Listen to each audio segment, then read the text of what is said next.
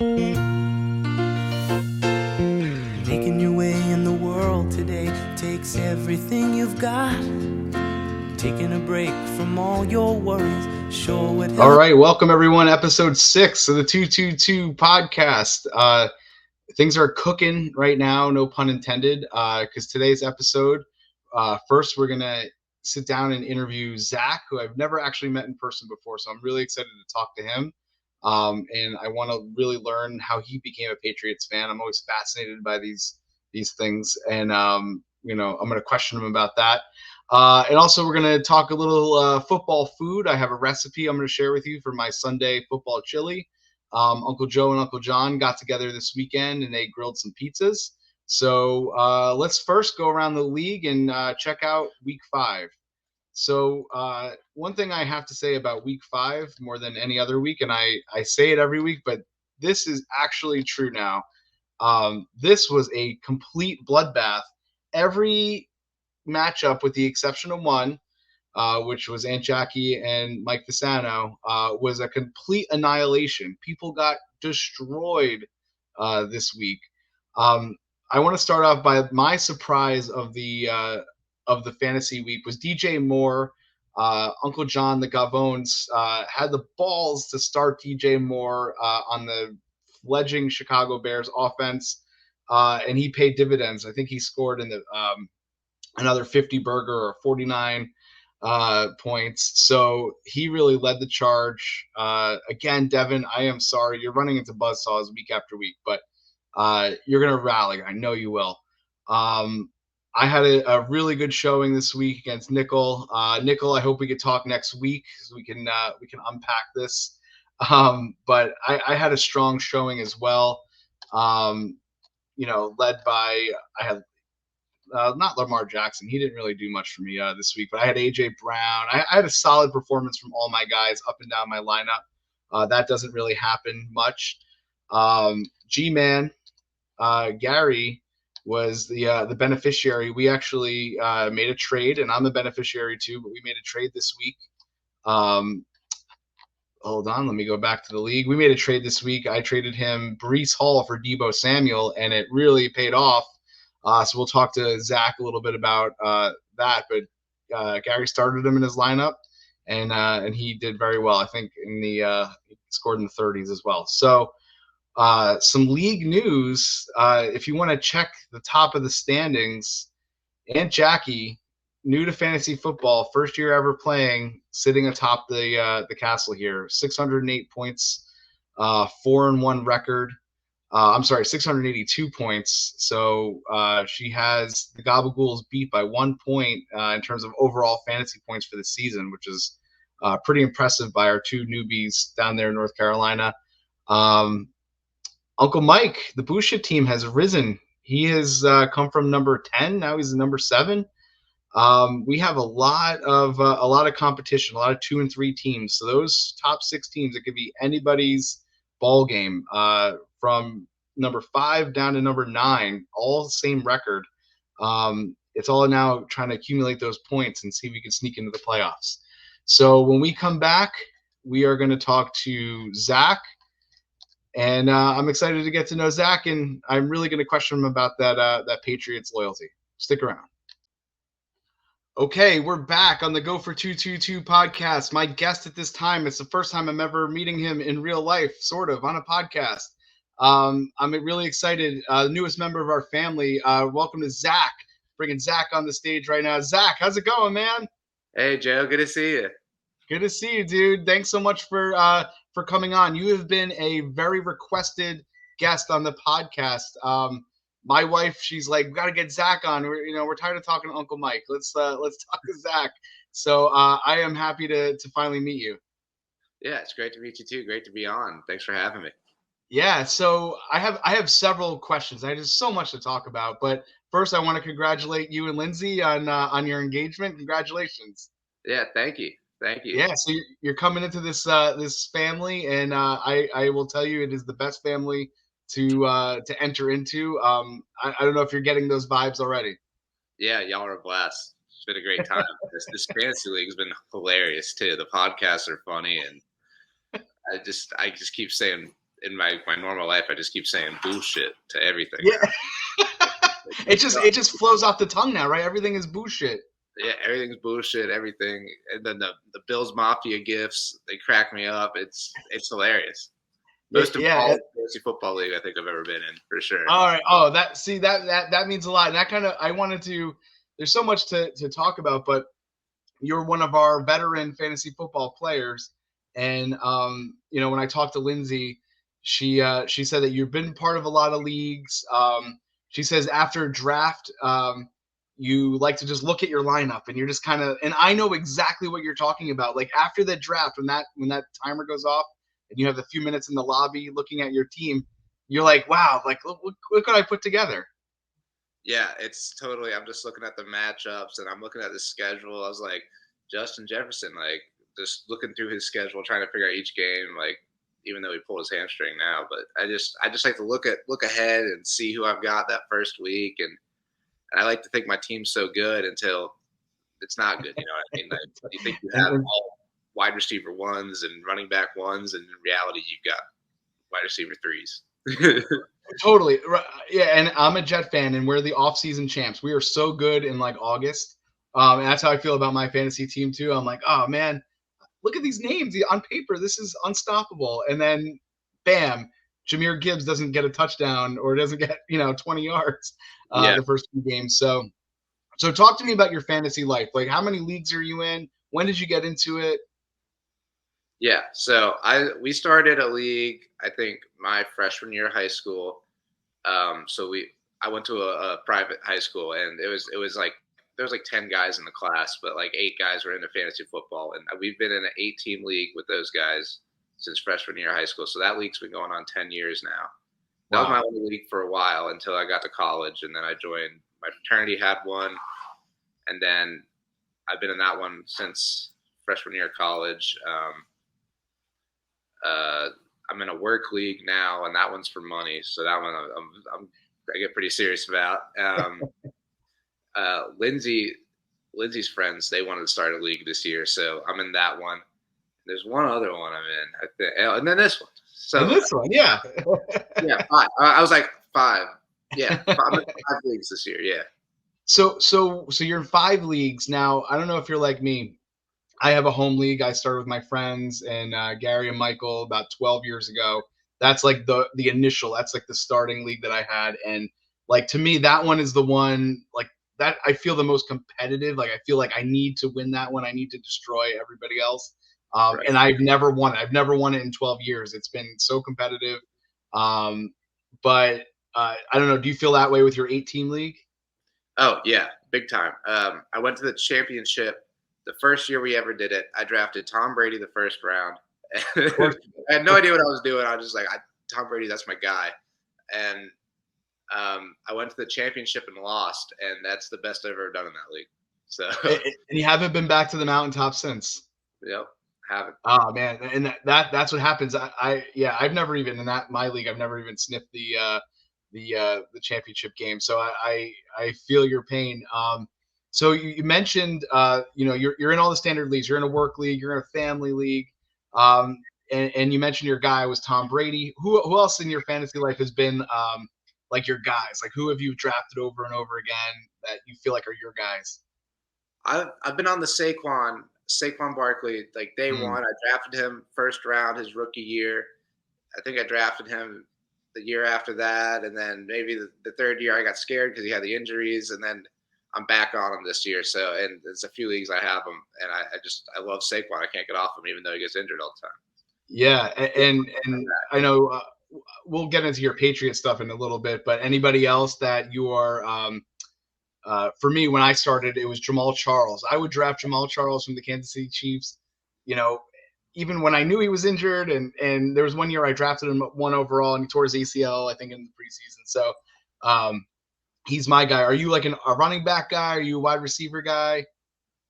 So I've always kind of been a running back guy, for sure. I can never seem to hit on the wide receivers, which is ironic because in this league, the auto draft gave me 3 stud wide receivers. So it's kind of cool to have stud wide receivers for once. But I've always kind of been like, I want the reliable running back. Like I'll take it to the Cub. I'll take the Saquon. I'll take back in the day David Johnson. You know, those are Yes, David guys. Johnson. Yeah. Yeah, so you kind of adopt like a hero RB model. Like you want that reliable 100+ yard rusher, bell cow, and those are so few and far between now. It's not like it was even 10 years ago. And so with this league, you are in a really interesting spot because now you're in a league with both your future mother-in-law and father-in-law who have never done this before, and they're doing really well. Yeah. Has that caused any tension? No, not at all. I think it's great. I think it's been funny. Just to see all the discussion around it, see people get into it. I've enjoyed this league a ton. Like it's Awesome. It's a blast, I think. Yeah, and now, do you ever do they ever come to you for like advice, like on the side, like hey, check out my lineup, like what do you think? Yeah, Miss Valente was in town this past weekend, and she was asking me for some lineup tips, and I was kind of running through it, and I helped Lindsay with her lineup too, and her in our other league. So Okay. People come to me for some fantasy advice, and I try to give it to them, but I'm not the best at it. So this was you guys, I think. This is you guys this past weekend. Yeah, that is us. You were having breakfast with the Bills, right? Yeah, we watched that 9:30 Bills Jags game. It was an awesome game. I wish the Bills had won it though. Yeah. And my favorite part is Lindsay in the background, like, what is going on? we're here to watch some football. It's 9:30 in the morning. I'm a big fan of the 9:30 game. I'm not gonna lie. There's something about the Jets played a few years ago. We had pancakes. It was great. Like I kind of like the 9:30 spot. Now you guys, you're in a big food family now. I hope you can eat. Are you a big eater? Yeah, I can eat anything. It's hard to get full for me. All right. It's constantly eating. What's the best thing that you've had at their house? Because they love to cook. I mean, like, what's not good there? That's true. the hard question is what wasn't good. I don't think I've ever had a bad meal at the Valentes. The pizzas are awesome. One year, my dad went hunting up in New Hampshire, and he had moose, or Okay. he had moose and venison, and Mr. Valente made that into a pasta for us, and it was like I never had moose pasta, but it was crazy. Like it's just he's the best at cooking. He is the best. Moose pasta, no way. Yeah. It was so good. Maybe he hasn't said more about it. It was the best. Yeah, well, I'll have to ask him about that. The moose pasta, like that would give me heartburn. Luckily, I have my Barashki. Again, it's a shameless plug to try to get promoted by Barashki. But one time we were staying at their house, and he whipped up. He had like leftover buffalo chicken dip one time, and he whipped up these breakfast sandwiches with eggs and buffalo chicken. It was awesome. Like you never think it would go well together, but you never leave there hungry. Yeah, and the buffalo chicken dip he makes, like at least the one he's made for me before, he shredded up a rotisserie chicken and put it in there, and you're getting like bites of the chicken skin in the buffalo chicken dip, and I never had. It was so good. It's all flavor. You don't waste anything. These are the kinds of things we're gonna actually talk later in the podcast. I have some. He made pizzas over the weekend with Uncle John, so I have some photos from that. Now, I gotta. This has been all fun and games, Zach, but I have to ask you. In that photo, you're wearing a number 39 jersey. Am I saying, is that a Danny Woodhead jersey? That is a Danny Woodhead. Danny Woodhead, no kidding. I have never seen a Danny Woodhead jersey out in the wild before. Tell me about that. Yeah, well, actually, so that was my dad's old jersey. He just gave it to me, and I was like, Dad, this is like the coolest jersey ever. Like, how are you gonna give this up? And he's like, I don't wear it anymore. Like, he's got an Edelman that he wears all the time now. So he's just like, I need to get rid of the Woodhead. I'll take the Woodhead. Are you kidding me? So he's got the 11 Edelman jersey. He's got the 11 Edelman jersey that he wears. So he's a little superstitious. So he watches games, and if he thinks it's going to be like we need the defense to do good, he'll throw on a Teddy Bruschi jersey.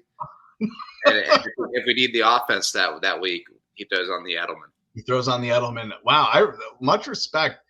All right, so you got to walk me through this. How Patriot fan, and it sounds like your dad's a Patriot fan, so I can see where you're a Patriot fan. How did this all happen? Are you guys from New England? Like, what are your roots in New England? Yeah, Dad's from New Hampshire.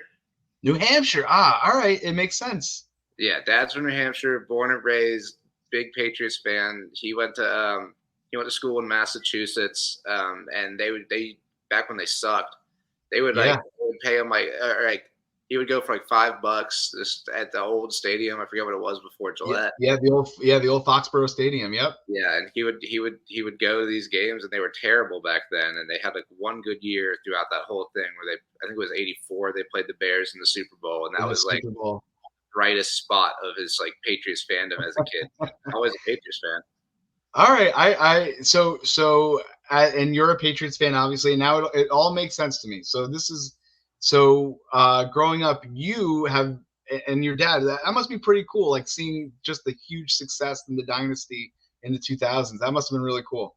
Yeah, it's a little weird now, not knowing how to lose, and then all of a sudden we're getting. I think it was what 38-3 against the Cowboys 2 weeks ago. Yes. This week 34-0 against the Saints. So it was the worst. The Cowboys game was Bill Belichick's worst loss he's ever had as a coach, and he follows up with the second worst loss he's ever had. Second worst loss, yeah. And listen, Bill Belichick haunts me in my dreams. The Patriots haunt me in my dreams. I hate no one on the planet Earth more than Tom Brady. He has ruined my day more times than I can count. But I respect your fandom, and I respect where you're coming from. But I was happy as hell to see those two back-to-back losses. Poor Mac Jones, man. He looks lost. He looks scared. I don't know what else he can do. Matt, he showed that he can be a good quarterback. His rookie year, he went to the Pro Bowl. He was fine. Like he wasn't world beater or anything, but he was fine. He showed he could play quarterback in the NFL, and then McDaniels gets poached by the Raiders. Yep. We bring in Matt Patricia from the 0-16 Lions to be our offensive coordinator when he was our defensive coordinator and our special teams coordinator before that. Right. And Mac Jones, and then we bring back Bill O'Brien after he failed at Alabama, thinking that he can return us to the former glory. And I think maybe something happened last year that just shot Mac Jones' confidence. Dude, I think you're right. And didn't they? I think they brought back Joe Judge from the Giants. Joe Judge is doing something. I think he might be a teams coordinator or something. He was like special teams when he left, and then he came back. I don't know. So, Bill Belichick. I mean, he's loyal to his guys, I guess. So I guess he's loyal, but it's not working out for him, and I can't say that I'm not happy about it. Yeah, no, I would be happy if you were a Jets fan. I would be extremely happy about the Patriots' demise. It's real and it sucks, and it's like it makes you rethink everything. It makes you think about Bill Belichick in a different light. I mean, what has he done since Brady's left? Well, that's the debate, right? Who was the real hero there? You think it's Belichick, and now I'm leaning Brady. I mean, I think what has he done? Yeah, I mean, you got to kind of think. And when Aaron Rodgers went down with the Achilles, there was a half a second where I was like, oh, let's maybe give Tom a call, like see what he's up to. But I think he's okay. I was desperate. So Zach, really awesome talking to you, man. We'll catch up later on in the season. I wish you a lot of luck. I am so happy to meet you. You're such a great guy. And any parting words for the league? Anything you want to let them know about Zach and your team? I don't know. AR8, they're coming for you, man. AR8, man, they're coming. I might be down Justin Jefferson, but we'll be on the waiver wire. You'll see me out there. You'll be hunting tonight, right? We're gonna wake up in the morning with a million notifications. Zach was on the wire. Oh, I'm on the wire. I'll be there. He's on the wire. All right, man, dude. It was so great talking to you. I look forward to meeting you in person. Welcome to the family. Good luck in the rest of the league, and have a good night, bud. Yeah, yes, sir. Thank you, Jeff. Good talking to you. Good. Thanks again to Zach for joining us and giving us kind of insight onto his fantasy football life and life in the family and the moose pasta. And speaking of Uncle Joe, and Uncle John recently traveled down to North Carolina to hang out, and they made some amazing pizzas. So they shared some photos with me. So I am going to share my screen because you got to see these things. They're unbelievable. So let's start out here at the beginning, everybody. So it looks like Uncle Joe, with his mise en place. He's got his pizza his peel here, his sauce. He's got some sausage, a lot of gabagool, and you can see him heating up on the grill his pizza stone, getting nice and hot, like the levitation by the bricks. I think that's pretty awesome. And then let's see. So then here's Uncle Joe putting everything together. He's got the it looks like sausage and gabagool, but he used Uncle John's pizza dough recipe. They fermented it overnight. It's the 00 flour. I can actually share that link in the description so you could see that. Uncle Joe shared me the pizza dough recipe, but I could eat about 6 of those. But check out this. This is the garlic shrimp white pie. He said it was the most flavorful, the best. So that looks delicious, but to me, this is the most delicious. I mean, come on now. We've heard of Dallas Cowboy cheerleaders, but there's nothing like an NC gabagool in the flesh. Looks delicious. So thank you so much to Uncle Joe and Uncle John for sharing those recipes and those pizzas. If you have anything you made on Sunday you want to share with me, I love to post recipes. And at the end of this podcast, I'm going to leave a short video on how to make my Sunday chili. Good luck. Set your lineups for week 6, and away we go. Go for 222 podcast.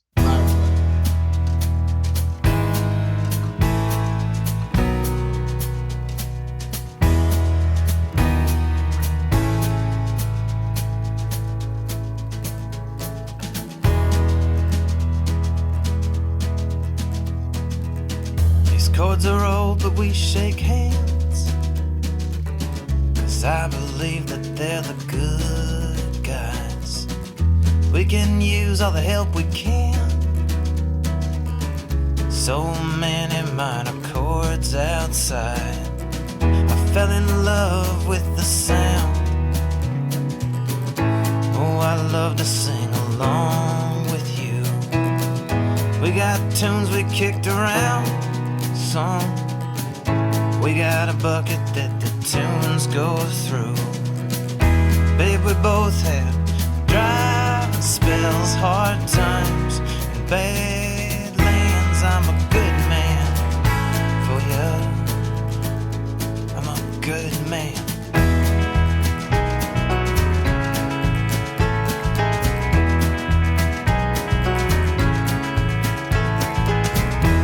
There was a horse in the road. I was twisting in the hairpin. My hands held on, my mind let go. Back to you, my heart went skipping. I found the inside of the road.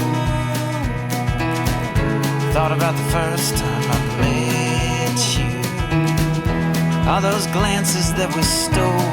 Sometimes, if you want them, then you got to. Babe, we both have dry spells, hard times, and bad lands. I'm a good man for you. I'm a good man.